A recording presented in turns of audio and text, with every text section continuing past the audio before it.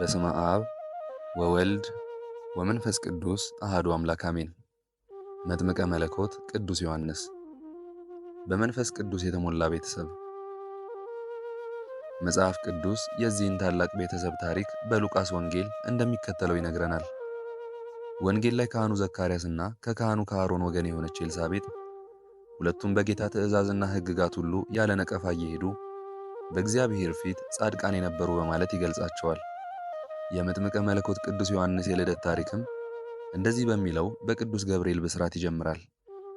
ዘካርያስ ሆይ ጸሎትህ ተሰምቶልሃልና አትፍራ፣ ሚስትህ ኤልሳቤጥም ወንድ ልጅ ትወልድልሃለች፣ ስሙንም ዮሐንስ ትለዋለህ።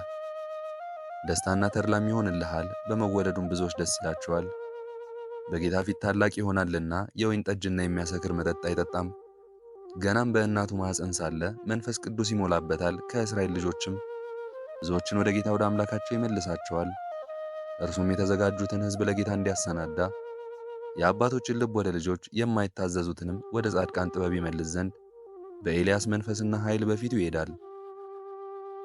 የእግዚአብሔርን ትእዛዛትና ሕግጋት እየጠበቀ በቅድስና ይኖር የነበረው ካህኑ ዘካርያስ ከእግዚአብሔር ተልኮ የመጣውን የቅዱስ ገብርኤልን ቃል ባለመስማቱ ሕፃኑ እስከሚወለድ ድረስ ድዳ እንደሚሆን በአብሳሪው መልአክ ቅዱስ ገብርኤል ተነገረው። ይወለዳል የተባለው መጥምቀ መለኮት ቅዱስ ዮሐንስን የኤልሳቤጥ መጽነስ በቤተሰቡ መካከል ለረጅም ጊዜ ይፈልግ የነበረ ስለነበረ ይህ ደስታን ሲፈጥር፣ የካህኑ ዘካርያስ ድዳ መሆን ደግሞ ቤተሰቡን የሚያስጨንቅ ሌላ ክስተት ሆነ።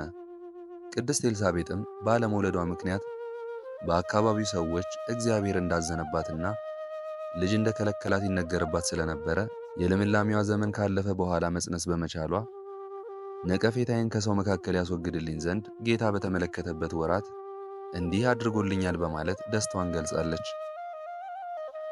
አስቀድሞ በነቢዩ በኢሳይያስ የአዋጅ ነጋሪ ቃል ተብሎ እንደተነገረው የእግዚአብሔርን መንገድ በምድረ በዳ ጥረጉ፣ ለአምላካችንም ጎዳና በበረሃ አስተካክሉ በማለት ፊት አውራሪ ሆኖ የሚላከውን ቅዱስ ዮሐንስን የጸነሰችው ቅድስት ኤልሳቤጥ በጸነሰች በስድስተኛው ወር እመቤታችን ቅድስት ድንግል ማርያም ልትጠይቃት ወደ እርሷ በሄደች ጊዜ እጅግ የሚያስገርም ሁኔታ ተፈጠረ። ይኸውም ቅዱስ ዮሐንስ በማኅፀን ውስጥ ሆኖ ለቅድስት ድንግል ማርያምና በማኅፀኗ ላለው ለዓለም መድኃኒት ለኢየሱስ ክርስቶስ ሰግዷል።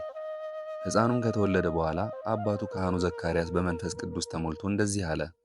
ደግሞም አንተ ሕፃን ሆይ የልዑል ነቢይ ትባላለህ፣ መንገዱን ልትጠርግ በጌታ ፊት ትሄዳለህና። እንደዚህም የኃጢአታቸው ስርየት የሆነውን የመዳን እውቀት ለሕዝቡ ትሰጣቸዋለህ። ይህም ከላይ የመጣ ብርሃን በጎበኘበት በአምላካችን ምሕረትና ርኅራኄ ምክንያት ነው። ብርሃኑም በጨለማና በሞት ጥላ ተቀምጦ ላሉት ያበራል፣ እግሮቻችንንም በሰላም መንገድ ያቀናል። በዚያም ዘመን ሄሮድስ የአምላካችን የጌታችንና የመድኃኒታችን የኢየሱስ ክርስቶስ መወለድ ከሰብአ ሰገል ሲሰማ መንግሥቴን ይወስድብኛል ብሎ በመፍራቱ የቤተልሔም ሕፃናትን መግደል የመጀመሪያ ውሳኔው ሆነ። ቅድስት ኤልሳቤጥም ልጇን ዮሐንስን ይዛ ወደ ምድረ በዳ ተሰደደች።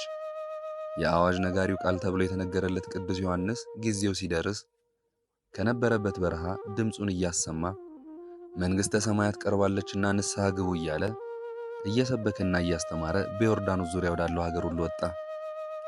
በስብከቱም እንዲህ ለንስሐ የሚገባ ፍሬ አድርጉ፣ መልካም ፍሬ የማያፈራ ዛፍ ሁሉ ይቆረጣል፣ ወደ እሳትም ይጣላል። ሁለት ልብስ ያለው ለሌለው ያካፍል፣ ምግብም ያለው እንደዚሁ ያድርግ። ከታዘዘላችሁ አብልጣችሁ አትውሰዱ፣ በማንም ላይ ግፍ አትስሩ፣ ደሞዛችሁም ይብቃችሁ ይል ነበር።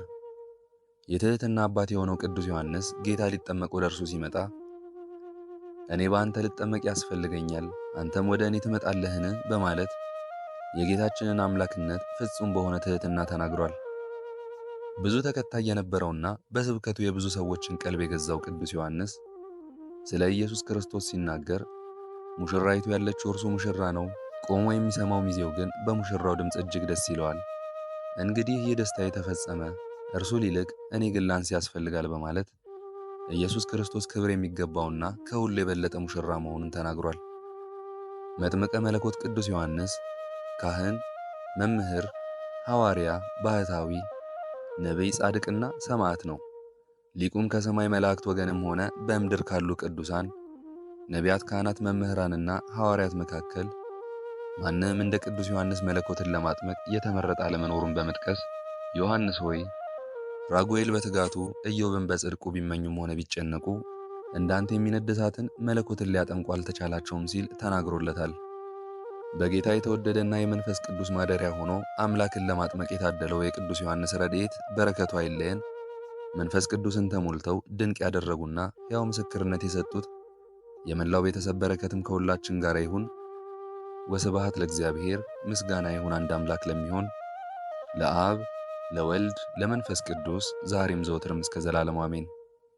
ይህን ቃለ እግዚአብሔር በቅርብም በሩቅም ሆናችሁ የተከታተላችሁ በጸሎት እንድናስባችሁ ዘወትር ለምትጠይቁን በአሜነ በረከት ለምትሳተፉ እኔንም ጨምሮ እግዚአብሔር አምላክ ከነ ቤተሰባችሁ በሕይወት በጤና ያቆያችሁ። ዕድሜ ዘመናችሁ ይባረክ። ሥራችሁን የሰመረ ቀናችሁን ያማረ ኑሯችሁን የከበረ ጸሎታችሁን የተሰማ ያድርግላችሁ። አሜን። ዘወትር የምንለቀውን መርሃ ግብር እንድትከታተሉ ሳትሰለቹም ሰብስክራይብ፣ ሼር፣ ላይክ እንድታደርጉ እኔ ደካማ የመሆን አገልጋያችሁንም በጸሎት እንድታስቡኝ በጌታችን በመድኃኒታችን በኢየሱስ ክርስቶስ ስም እጠይቃለሁ። እግዚአብሔር አምላካችን እስካሁን ሰዓት ጠብቆ ለዚህ ያበቃን የአባቶቻችን አምላክ ልዑል እግዚአብሔር ስሙ ፈጽሞ የተመሰገነ ይሁንልን። እመቤታችን ቅድስት ድንግል ማርያም ዘላለማዊ ስሟ የተወደደ ይሁንልን። ጻድቃን ሰማዕታት፣ ቅዱሳን መላእክት እንደየክብራቸውና እንደየማዕረጋቸው የከበሩ ይሁኑልን። አነሳስቶ ላስጀመረን አስጀምሮም ላስፈጸመን ለሕያው እግዚአብሔር ክብርና ምስጋና ይግባው ዛሬም ዘወትርም ለዘላለሙ አሜን። አቡነ ዘበሰማያት